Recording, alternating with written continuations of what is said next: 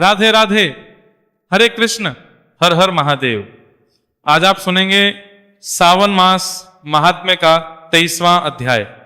आज दिनांक है 21 अगस्त, दिन शुक्रवार, और आज सावन मास के शुक्ल पक्ष की नवमी तिथि रात 11:36 तक रहेगी। बाद में दशमी तिथि प्रारंभ होगी। ब्रह्म मुहूर्त सुबह 4:33 से 5:21 तक रहेगा। सूर्योदय होगा सुबह 6:09 पर और सूर्यास्त शाम 6:00 पर। अनुराधा नक्षत्र आज सुबह 11:52 तक रहेगा। बाद में ज्येष्ठा नक्षत्र प्रारंभ होगा और राहु काल सुबह 10:30 से दोपहर 12 बजे तक रहेगा। अब सुनिए सावन मास महात्म्य का 23वां अध्याय। भगवान बोले, हे ब्रह्मपुत्र, पूर्व कल्प में दैत्यों के भार से अत्यंत पीड़ित हुई पृथ्वी बहुत व्याकुल तथा दीन होकर ब्रह्मा जी की शरण में गई। उनके मुख से वृतांत सुनकर ब्रह्मा जी ने देवताओं के साथ शेर सागर विष्णु के पास जाकर स्तुतियों के द्वारा उनको प्रसन्न किया। तब नारायण श्री हरि सभी दिशाओं में प्रकट हुए और ब्रह्मा जी के मुख से संपूर्ण वृतांत सुनकर बोले, हे देवताओं, आप लोग डरिए मत। मैं वसुदेव के द्वारा देवकी के गर्भ से अवतार लूंगा और पृथ्वी का संताप दूर करूंगा। सभी देवता लोग यादवों का रूप धारण करें। ऐसा कहकर भगवान अंतर ध्यान हो गए। फिर समय आने पर वह देवकी के से उत्पन्न हुए। वसुदेव ने कंस के भय से उन्हें गोकुल पहुंचा दिया और कंस का विनाश करने वाले उन कृष्ण का वहीं पर पालन पोषण हुआ। बाद में मथुरा में आकर उन्होंने अनुचरों सहित कंस का वध किया। तब पूर्ववासियों ने आदर पूर्वक ये प्रार्थना की कि हे कृष्ण, हे कृष्ण, हे महायोगिन, हे भक्तों को अभय देने वाले, हे देव, हे शरणागत वत्सल, हम शरणागतों की रक्षा कीजिए। हे देव, हम आप निवेदन करते हैं, ऐसे कृपा करके हम लोगों को बताएं। आपके जन्मदिन के कृत्य कहीं कोई भी नहीं जानता, वह सब आपसे जानकर हम सभी लोग उस जन्मदिन पर वृद्धापन नामक उत्सव मनाएंगे। अपने प्रति उनकी भक्ति, श्रद्धा तथा सौहार्द को देखकर श्री कृष्ण ने अपने जन्मदिन के संपूर्ण कृत्य को उनसे कह दिया। उसे सुनकर उन पूर्ववासियों ने भी विधान पूर्वक उस व्रत को किया। तब भगवान ने प्रत्येक व्रत करता अनेक वर प्रदान किए। इस प्रसंग में एक प्राचीन इतिहास भी कहा जाता है। अंग देश में उत्पन्न एक मित्तची नामक राजा था। उसका पुत्र महासेन सत्यवादी था तथा सन्मार्ग पर चलने वाला था। वह सब कुछ जानने वाला राजा अपने प्रजा को आनंदित करता हुआ उनका विधिवत पालन करता था। इस प्रकार रहते हुए उस राजा का अकस्मात देव योग से पाखंडियों के साथ बहुत काल पर्यंत सहचर्य हो गया और उनके संसर्ग से वह राजा अधर्म परायण हो गया। वह राजा शास्त्र तथा पुराणों की बहुत निंदा करने लगा और वर्णाश्रम के धर्म के प्रति अत्यधिक द्वेष भाव से युक्त हो गया। हे मुनिश्रेष्ठ, बहुत दिन बीतने के बाद काल की प्रेरणा से वह राजा मृत्यु को प्राप्त हुआ और यमदूतों के अधीन हो गया। यमदूतों के द्वारा पास में बांधकर पीटते हुए यमराज के पास ले जाते हुए वह बहुत पीड़ित हुआ। दुष्टों की संगति के कारण उसे नरक में गिरा दिया गया और वहां बहुत समय तक उसने यातनाएं प्राप्त की। यातनाओं को भोगकर अपने पाप के शेष भाग से वह पिशाच योनि को प्राप्त हुआ। भूख व प्यास से व्याकुल वह भ्रमण करता हुआ मारवाड़ देश में आकर किसी वैश्य के शरीर में प्रवेश करके रहने लगा। वह उसी के साथ पुण्यदायिनी मथुरापुरी चला गया। वह पास के ही रक्षकों ने उस पिशाच को उसके गृह से निकाल दिया। तब वह पिशाच वन में तथा ऋषियों के आश्रम में भ्रमण करने लगा। किसी समय से श्री कृष्ण जन्माष्टमी के दिन व्रत करने वाले मुनियों तथा द्विजों के द्वारा महापूजा और नाम संकीर्तन आदि के साथ रात्रि जागरण किया जा रहा था। वहां पहुंचकर उसने विधिवत सब कुछ देखा और श्री हरि की कथा का श्रवण किया। उससे वह उसी क्षण पाप रहित, पवित्र तथा निर्मल मन वाला हो गया। वह यमदूतों से मुक्त हो गया और प्रेत योनि छोड़कर दिव्य विमान में बैठकर दिव्य से युक्त हो विष्णु लोक पहुंच गया। इस प्रकार इस व्रत के प्रभाव से को प्राप्त उस राजा को श्री विष्णु का सानिध्य प्राप्त हुआ। तत्वदर्शी मुनियों ने पुराणों में इस शाश्वत तथा सार्वलौकिक व्रत का पूर्ण रूप से वर्णन किया है। सभी कामनाओं को पूर्ण करने वाले इस व्रत को करके मनुष्य सभी वांछित फल प्राप्त करता है। इस प्रकार जो कृष्ण जन्माष्टमी के दिन इस शुभ व्रत को करता है वह इसमें अनेक प्रकार के सुखों को भोग कर शुभ कामनाओं को प्राप्त करता है। हे ब्रह्मपुत्र, वह वैकुंठ में 1,00,000 वर्ष तक देव विमान में आसीन होकर नानाविध सुखों का उपभोग करके अवशिष्ट पुण्य के कारण इस लोक में आकर सभी ऐश्वर्यों से समृद्ध तथा सभी अशुभों से रहित होकर महाराजाओं के कुल में उत्पन्न होता है, वह कामदेव के समान स्वरूप वाला होता, जिस स्थान पर कृष्ण जन्मोत्सव की उत्सव विधि लिखी हो अथवा सभी सौंदर्य से युक्त श्री कृष्ण जन्म सामग्री किसी दूसरे को अर्पित की गई हो अथवा उत्सव पूर्वक अनुष्ठित व्रतों से विश्वश्रेष्ठा श्री कृष्ण की पूजा की जाती हो, वहां शत्रुओं का भय कभी नहीं होता है। उस स्थान पर मेघ व्यक्ति की इच्छा करने मात्र से वृष्टि कर देता है और प्राकृतिक आपदाओं से भी कोई नहीं होता। जिस घर में कोई देव की पुत्र श्री कृष्ण के चरित्र की पूजा करता है, वह घर सब प्रकार से समृद्ध रहता है और वहां भूत प्रेत आदि बाधाओं का भय नहीं होता। जो मनुष्य किसी के साथ में भी शांत होकर इस व्रतोत्सव का दर्शन कर लेता है, वह भी पाप से मुक्त होकर श्री हरि के धाम जाता है। इस प्रकार ईश्वर सनत कुमार संवाद में श्रावण मास में जन्माष्टमी व्रत कथन नामक अध्याय पूर्ण हुआ। प्रिय श्रोताओं, अब सुनिए सीता नितनेम की कहानी। यह कहानी सीता माता कहती थी और भगवान श्री राम इसे सुना करते थे। एक दिन भगवान को किसी काम के लिए बाहर जाना पड़ गया तो सीता माता कहने लगी कि भगवान, मेरा तो 12 वर्ष का नितनेम नित्य नियम है, अब आप बाहर जाएंगे तो मैं अपनी कहानी किसे सुनाऊंगी। श्री राम ने कहा कि तुम कुएं की पाल पर जाकर बैठ जाना और वहां जो औरतें पानी भरने आएंगी उन्हें अपनी कहानी सुना देना। सीता माता कुएं की पाल पर जाकर बैठ जाती हैं। एक स्त्री आई, उसने रेशम की जरी की साड़ी पहन रखी थी और सोने का घड़ा ले रखा था। सीता माता उसे देख कहती हैं कि बहन, मेरा 12 वर्ष का नितनेम सुन लो। पर वह स्त्री बोली कि मैं तुम्हारा नितनेम सुनूंगी तो मुझे घर जाने में देर हो जाएगी और मेरी सास मुझसे लड़ेगी। उसने कहानी नहीं सुनी और चली गई। उसकी रेशम जरी की साड़ी फट गई, सोने का घड़ा मिट्टी के घड़े में बदल गया। सास ने देखा तो पूछा कि ये किसका दोष अपने सिर लेकर आ गई है। बहू ने कहा कि कुएं पर एक औरत बैठी थी, उसने कहानी सुनने के लिए कहा लेकिन मैंने सुनी नहीं, जिसका यह फल मिला। बहू की बात सुनकर अगले दिन वही साड़ी और घड़ा लेकर सास कुएं की पाल पर गई। सास को वही माता सीता बैठी मिली तो माता सीता ने कहा कि बहन, मेरी कहानी सुन लीजिए। सास बोली कि एक बार छोड़, मैं तो 4 बार कहानी सुन लूंगी। राम आए, लक्ष्मण आए, देश के पुजारी आए, नित नेम का नेम लाए, आओ राम बैठो राम, तपी रसोई जियो राम, माखन मिश्री खाओ राम, दूध बताशा पियो राम, सूत के पल का मोठो राम, शाल दुशाला पोठो राम, शाल दुशाला ओढ़ो राम, जब बोलूं जब राम ही राम, राम संवारें सबके काम खाली, घर भंडार भरेंगे सबका बेड़ा पार करेंगे, श्री राम जय जय राम। सास बोली कि बहन, कहानी तो बहुत अच्छी लगी। कहानी सुनकर सास घर चली गई और उसकी साड़ी फिर से रेशम जरी की बन गई, मिट्टी का घड़ा फिर सोने के घड़े में बदल गया। बहू कहने लगी, सासू मां आपने ये सब कैसे किया। सास ने कहा कि बहू तू दोष लगा के आई थी और मैं अब दोष उतार कर आ रही हूं। बहू ने फिर पूछा कि वह कुएं वाली स्त्री कौन है। सास बोली कि वे सीता माता थी, वे पुराने से नया कर देती हैं, खाली घर में भंडार भर देती हैं, वह लक्ष्मी जी का वास घर में कर देती हैं, आदमी की जो भी इच्छा हो उसे पूरा कर देती हैं। बहू बोली कि सी कहानी मुझे भी सुना दो। सास बोली कि ठीक है तुम भी सुनो। और सास ने कहानी शुरू की। राम आए, लक्ष्मण आए, देश के पुजारी आए, नितनेम का नेम लाए, आओ राम बैठो राम, तपी रसोई जियो राम, माखन मिश्री खाओ राम, दूध बताशा पियो राम, सूत के पल का मोठो राम, शाल दुशाला पोठो राम, शाल दुशाला ओढ़ो राम, जब बोलूं जब राम ही राम, राम संवारें सबके काम खाली, घर भंडार भरेंगे सबका बेड़ा पार करेंगे, श्री राम जय राम। कहानी सुनकर बहू बोली कि कहानी तो बहुत अच्छी है। सास ने कहा कि ठीक है, इस कहानी को रोज कहा करेंगे। अब सास बहू रोज सवेरे उठती, नहाती धोती और पूजा करने के बाद नितनेम की सीता की कहानी कहती। एक दिन उनके यहां एक पड़ोस की औरत आई और बोली कि बहन जरा सी आंच देना। तो वो बोली कि आंच तो अभी हमने जलाई ही नहीं।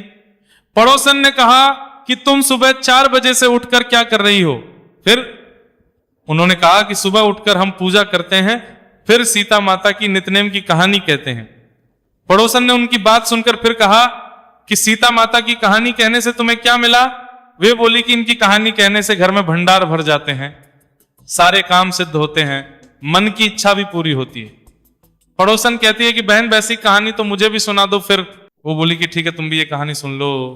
राम आए, लक्ष्मण आए, देश के पुजारी आए, नितनेम का नेम लाए, आओ राम बैठो राम, तपी रसोई जियो राम, माखन मिश्री खाओ राम, दूध बताशा पियो राम, सूत के पल का मोठो राम, शाल दुशाला पोठो राम, शाल दुशाला ओढ़ो राम, जब बोलूं जब राम ही राम, राम संवारें सबके काम खाली, घर भंडार भरेंगे सबका बेड़ा पार करेंगे, श्री राम जय जय राम। सारी कहानी सुनने के बाद पड़ोसन कहने लगी, बहन कहानी तो मुझे बहुत अच्छी लगी। अब वो पड़ोसन भी नितनेम सीता माता की कहानी कहने लगी। कहानी कहने से सीता माता ने पड़ोसन के भी भंडार भर दिए। अब तो पूरे मोहल्ले में नितनेम की कथा चल पड़ी, हर किसी की मनोकामना पूरी होने लगी। हे सीता माता, जैसे आपने उनके भंडार भरे वैसे ही आप हमारे भी भंडार भरना। कहानी सुनने वाले के भी और हुंकार भरने वाले के भी सभी प्रेम से बोलिए सीता माता की जय। प्रिय श्रोताओं, अब सुनिए भगवान के 24 अवतारों की कथा, जिसमें पहले सुनिए श्री परशुराम अवतार की कथा वाल्मीकि रामायण के अनुसार। साक्षात ब्रह्मा जी के पुत्र राजा कुश के 4 पुत्रों में से कुशनाथ दूसरे पुत्र थे।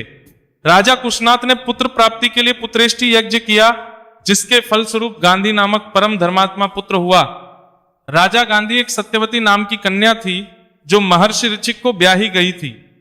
एक बार सत्यवती और सत्यवती की माता ने ऋचिक जी के पास पुत्र कामना से जाकर उनके लिए प्रार्थना की। ऋचिक ने 2 चरण सत्यवती को दी और बता दिया कि ये तुम्हारे लिए है और ये तुम्हारी मां के लिए है, इनका तुम यथोचित उपयोग करना। ऐसा कहकर वे स्नान को चले गए। उपयोग करने के समय माता ने कहा, बेटी सभी लोग अपने लिए ही सबसे अधिक गुणवान पुत्र चाहते हैं, अपनी पत्नी के गुणों में किसी की विशेष रुचि नहीं होती। इसलिए तू अपना चरु मुझे दे दे और मेरा तू ले ले, क्योंकि मेरे पुत्र को तो संपूर्ण भूमंडल का पालन करना होगा और ब्राह्मण कुमारों को तो बल, वीर तथा संपत्ति आदि से लेना देना ही क्या है। ऐसा कहने पर सत्यवती ने अपना चरु अपनी माता को दे दिया। जब रस्सी को यह बात ज्ञात हुई तब उन्होंने अपनी पत्नी से कहा कि तुमने ये तो बड़ा अनुचित किया। ऐसा हो जाने से तुम्हारा पुत्र घोर योद्धा होगा और तुम्हारा भाई ब्रह्मवेत्ता होगा। सत्यवती के बहुत प्रार्थना करने पर कि मेरा पुत्र ऐसा ना हो, तब उन्होंने कहा कि अच्छा पुत्र तो वैसा नहीं होगा, किंतु पुत्र उस स्वभाव का ही होगा। यही कारण है कि राजा गांधी की पत्नी ने जो चरु का सेवन किया, उसके प्रभाव से विश्वामित्र जी हुए, जो क्षत्रिय होते हुए भी तपस्वी और ब्रह्मनिष्ठ हुए, और ऋचिक जी के पुत्र श्री यमदग्नि जी तो परम शांत ब्रह्मऋषि हुए। परंतु यमदग्नि पुत्र परशुराम बड़े ही घोर योद्धा हुए। एक बार यमदग्नि ऋषि ने अपनी पत्नी रेणुका जी को नदी से जल लाने को भेजा। वहां गंधर्वणी विहार कर रहे थे। ये जल लेने गई तो उनका विहार देखने लगी, इस कारण उन्हें लौटने में देर हो गई। आशी ने देरी का कारण जान दिया और यह समझकर कि स्त्री को पर पुरुष की रति देखना महापाप है, अपने पुत्रों को बुलाकर एक एक करके आज्ञा दी कि माता को मार डालो। परंतु मात्र स्नेहवश 7 पुत्रों ने इस काम को करना अंगीकार नहीं किया। तब 8वें पुत्र परशुराम को आज्ञा दी कि इन सब भाइयों सहित अपनी माता का वध करो। तब इन्होंने तुरंत सबका सिर काट डाला। इस पर पिता ने प्रसन्न होकर इनसे वर मांगने को कहा। तब इन्होंने कहा कि मेरे सब भाई और मेरी माता जी उठे और इन्हें यह भी ना मालूम हो कि मैंने इन्हें मारा था, हमको पाप का स्पर्श ना हो, युद्ध में बराबरी ना कर सके, मैं दीर्घकाल तक जीवित रहूं। महातपस्वी यमदग्नि ने परशुराम जी को ये सभी वर दे दिए। महिष्मती नगरी का राजा सहस्त्रार्जुन भगवान दत्तात्रेय जी से युद्ध में कोई सामना ना कर सके, युद्ध के समय 1000 भुजाएं प्राप्त हो जाएं, सर्वत्र अव्याहत गति हो आदि वरदान पाकर उन्नत हो गया था। वह रथ और वर के प्रभाव से देवता, यक्ष और ऋषि सभी को डालता था। उसके द्वारा सभी प्राणी पीड़ित हो रहे थे। एक बार उसने केवल धनुष और बाण की सहायता से अपने बल के घमंड में आकर समुद्र को ही आच्छादित कर दिया। तब समुद्र ने प्रकट होकर उसके आगे मस्तक झुकाया और हाथ जोड़कर कहा, वीरवर बोलो, मैं तुम्हारी किस आज्ञा का पालन करूं। तब उसने कहा, यदि कहीं मेरे समान धनुर्धर वीर मौजूद हो जो युद्ध में मेरा मुकाबला कर सके तो उसका पता बताओ, फिर मैं तुझे चला जाऊंगा। तब समुद्र ने कहा कि महर्षि यमदग्नि के पुत्र परशुराम युद्ध में तुम्हारा अच्छा सत्कार कर सकते हैं, तुम वहीं जाओ। ये सुनकर राजा ने वहीं जाने का निश्चय किया। अपनी अक्षोहिणी सेना सहित राजा सहस्त्रार्जुन श्री यमदग्नि निश्चय के आश्रम पर पहुंचे। निश्चय ने इनका यथोचित सत्कार किया, जिससे वह चकित हो गया कि वनवासी के पास ऐसा ऐश्वर्य कहां से आया। यह मालूम होने की सब कामधेनु की महिमा है। उसने मुनि से गौ मांगी, ना देने पर जबरदस्ती उसे छीन लिया और मुनि के प्राण भी हर लिए। उस समय वहां पर परशुराम जी नहीं थे। घर आने पर उन्होंने माता को विलाप करते हुए पाया। कारण जानने पर उन्होंने पृथ्वी को निरक्षत्रिय करने का ही संकल्प ले लिया। कहते हैं कि विलाप में माता ने 21 बार छाती पीटी थी, अतः इन्होंने 21 बार पृथ्वी को निज क्षत्रिय किया।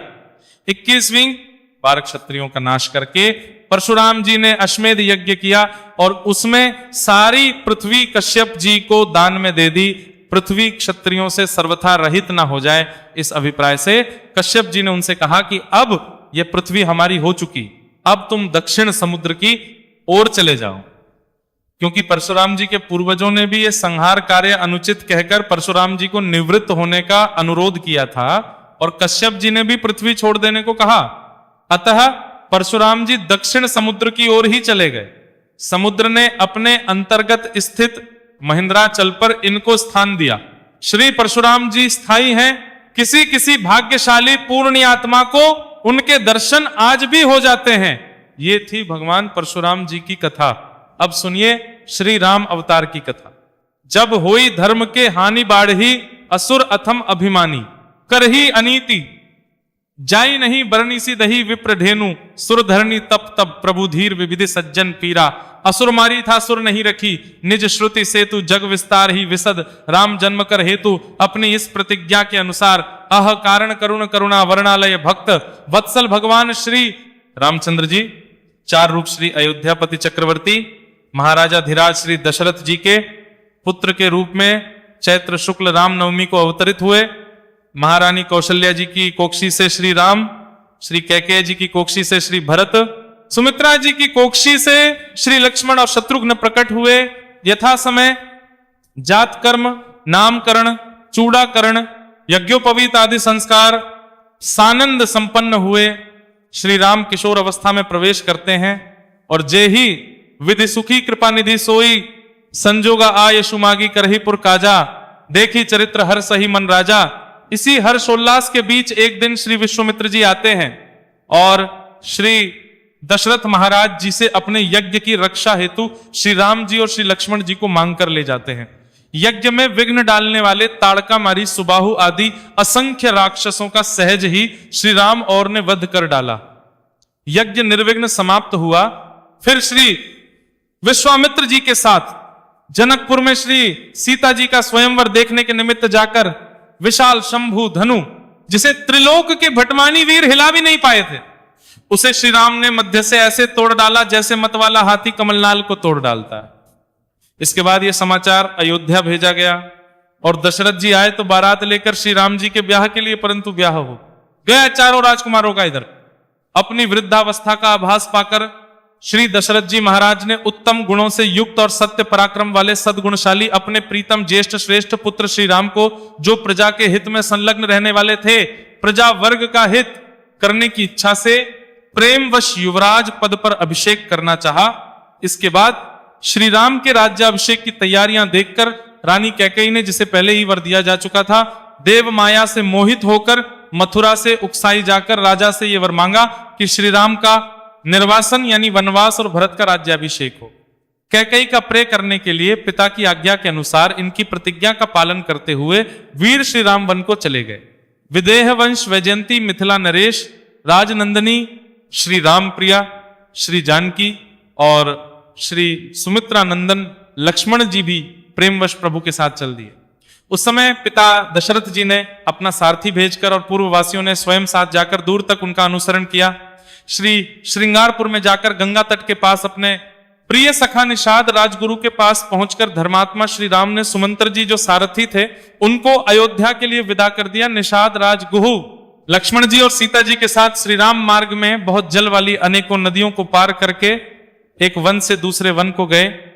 महर्षि भारद्वाज जी का दर्शन कर गुह को वापस भेजकर उन्होंने महर्षि वाल्मीकि जी का दर्शन किया और उनकी आज्ञा से चित्रकूट पहुंचकर वहां वे तीनों देवता और गंधर्वों के समान वन में नाना प्रकार की लीलाएं करते हुए एक रमणी प्रणकुटी बनाकर उसमें सानंत रहने लगे। इधर पुत्र में श्री दशरथ जी के स्वर्गगमन के बाद श्री वशिष्ठ आदि प्रमुख ब्राह्मणों द्वारा राज्य संचालन के लिए नियुक्त किए जाने पर भी महाबलशाली वीर भरत ने राज्य की कामना ना करके पूज्य श्री राम को प्रसन्न करने के लिए वन को ही प्रस्थान किया और वहां पहुंचकर ज्येष्ठ भ्राता श्री राम से यह प्रार्थना की कि धर्म के आप ही राजा हो परंतु महान यशस्वी श्री राम ने भी पिता के आदेश का करते हुए राज्य की अभिलाषा नहीं की और भरत के मांगने पर राज्य के लिए न्यास यानी चिन्ह रूप में अपनी खड़ाऊ भरत को देकर उन्हें बार बार आग्रह करके लौटा दिया। श्री भरत ने श्री राम के चरणों का स्पर्श किया और श्री राम के आगमन की प्रतीक्षा करते हुए वे नंदीग्राम में ही रहकर राज कार्य संभालने लगे। श्री भरत के लौट जाने पर सत्य प्रतिज्ञा श्री राम ने वहां पर नागरिकों का पुनः आना जाना देखकर उनसे के लिए दंडकारण्य में प्रवेश किया। उस महान वन में पहुंचने पर महावीर श्री राम ने विराट नामक राक्षस को मारकर श्री शरभंग, सुतेक्षण, अगस्त आदि मुनियों का दर्शन किया। श्री राम ने दंडकारण्यवासी अग्नि के समान तेजस्वी उन ऋषियों को राक्षसों के मारने का वचन दिया और संग्राम में उनके वध की प्रतिज्ञा की। इसके बाद वहां ही रहते हुए श्री राम ने इच्छा अनुसार रूप बनाने वाली स्थान निवासी सूर्पणखा नाम की राक्षसी लक्ष्मण जी के द्वारा उसके नाक कान कटाकर कुरूप कर दिया। इसके बाद सूर्पणखा के द्वारा प्रेरित होकर चढ़ाई करने वाले खरदूषण, त्रिशिरा आदि 14,000 राक्षसों को श्री राम ने युद्ध में मार डाला। इसके बाद राक्षस रावण ने प्रतिशोध की भावना से मारीच की सहायता से श्री जानकी जी का अपहरण कर लिया और श्री जानकी जी को लेकर जाते समय मार्ग विघ्न डालने के कारण श्री जटायु जी को आहत कर दिया। पितृवत पूज्य जटायु के द्वारा ही श्री राम जी को श्री जानकी जी का पता मिला। तब अपनी गोद में प्राण त्यागे हुए श्री जटायु जी का अग्नि संस्कार कर वन में श्री सीता जी को ढूंढते हुए उन्होंने कबंद्र नामक राक्षस को देखा तो उसे भी तत्काल मारकर शुभ गति प्रदान की। कबंध के द्वारा संकेत पाकर श्री राम परम भगवती शबरी जी के पधारे, उन्होंने इनका पूजन किया। श्री राम ने सबरी का मातृवत सम्मान किया, उत्तम गति प्रदान की। फिर शबरी के संकेतानुसार श्री हनुमान जी से मिलकर सुग्रीव जी से मित्रता की और सुग्रीव के कथनानुसार संग्राम में बाली को मारकर उसके राज्य पर श्री राम ने सुग्रीव को ही बिठा दिया। तब उन वानर राज सुग्रीव ने भी सभी वानरों को बुलाकर श्री जानकी जी का पता लगाने के लिए भेजा।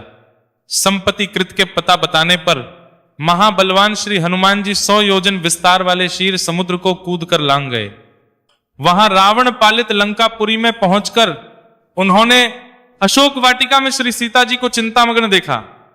तब उन विदेह नंदिनी को पहचान यानी मुद्रिका देकर श्री राम का संदेश सुनाया और उन्हें सांत्वना देकर उन्होंने वाटिका का विध्वंस कर डाला। साथ ही अक्षय कुमार आदि असंख्य का संहार कर डाला।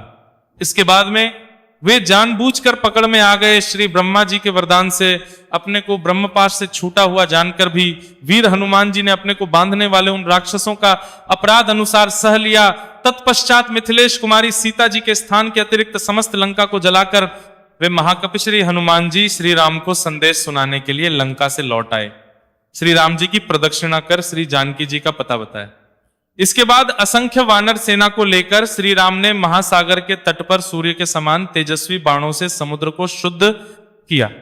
तब नदीपति समुद्र ने अपने को प्रकट कर दिया। फिर समुद्र के कहने से ही श्री राम ने नल नील से पुल का निर्माण कराया। उसी पुल से लंकापुरी में जाकर रावण को सदल बल मारकर भगवान राम ने श्री जानकी जी को किया। साध्वी सीता जी ने अपनी अग्नि परीक्षा दी। इसके बाद अग्नि के कहने से श्री राम ने श्री सीता जी को निष्कलंक माना। महात्मा श्री रामचंद्र जी के इस कर्म से देवता और शिव सहित चराचर त्रिभुवन संतुष्ट हो गया। फिर सभी देवताओं से पूजित होकर श्री राम बहुत प्रसन्न हुए और राक्षस राज विभीषण को लंका के राज्य पर अभिषेक करके तथा स्वयं देवताओं से वर पाकर और मरे हुए वानरों को जीवन दिलाकर अपने सभी साथियों के साथ पुष्पक विमान पर चढ़कर अयोध्या के लिए प्रस्थान कर गए। भारद्वाज मुनि के आश्रम पर पहुंचकर सबको आराम देने वाले सत्य पराक्रमी श्री राम ने भरत के पास हनुमान जी को भेजा। पुनः श्री हनुमान जी से श्री अवध का समाचार पाकर भारद्वाज आश्रम से अयोध्या के लिए प्रस्तुत हुए।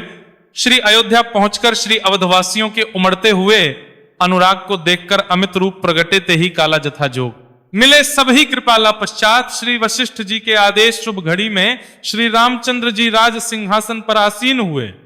श्री राम जी के सिंहासन पर बैठते ही त्रिलोक परम आनंदित हो गया। भगवान राम ने सुदीर्घ काल तक पृथ्वी पर अभूतपूर्व सुशासन स्थापित किया। उनके राज्य में प्रजा मात्र ताप्त से सर्वथा मुक्त थी। आज भी राम राज्य को आदर्श माना जाता है। सभी प्रेम से बोलिए प्रभु श्री रामचंद्र जी की जय ये थी 24 अवतारों में से भगवान श्री रामचंद्र जी की कथा